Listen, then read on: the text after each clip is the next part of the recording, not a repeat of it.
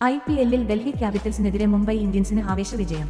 കരുൺ നായരുടെ തകർപ്പൻ ബാറ്റിംഗ് പ്രകടനത്തിന്റെ ബലത്തിൽ മുംബൈ നൽകിയ 206 റൺസ് വിജയ ലക്ഷ്യം മറികടക്കുമെന്ന് ഡൽഹി തോന്നിപ്പിച്ചുവെങ്കിലും കരൺ ശർമ്മയുടെ ബൌളിംഗ് മികവിൽ മത്സരത്തിലേക്ക് മുംബൈ തിരികെ എത്തുകയായിരുന്നു. 19 ഓവറിൽ 193 റൺസിന് ഡൽഹി ഓൾ ഔട്ട് ആയപ്പോൾ മുംബൈ 12 റൺസ് വിജയം ആഘോഷിച്ചു. സീസണിൽ തുടർച്ചയായി 4 വിജയങ്ങൾ നേടി പരാജയം അറിയാതെ മുന്നേറിയ ഡൽഹി ക്യാപിറ്റൽസിന്റെ ആദ്യ തോൽവിയാണിത്. നേരത്തെ ടോസ് നേടിയ ഡൽഹി ക്യാപിറ്റൽസ് ബൌളിംഗ് തെരഞ്ഞെടുക്കുകയായിരുന്നു. മുംബൈക്കായി റയാൻ വിക്ടൺ 25 പന്തിൽ 41 റൺസും സൂര്യകുമാർ യാദവ് 28 പന്തിൽ 40 റൺസുമായി തുടക്കം ഗംഭീരമാക്കി. 33 പന്തിൽ 59 റൺസെടുത്ത തിലക് വർമ്മയാണ് മുംബൈയുടെ ടോപ്പ് സ്കോറർ.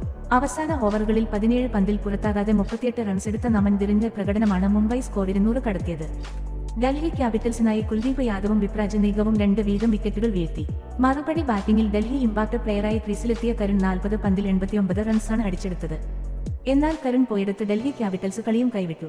33 റൺസെടുത്ത അഭിഷേക് പോറലാണ് ഡൽഹി നിരയിലെ രണ്ടാമത്തെ ടോപ്പ് സ്കോറർ. മുംബൈ ഇന്ത്യൻസിനായി കരൺ ശർമ്മ 3 വിക്കറ്റ് സ്വന്തമാക്കി.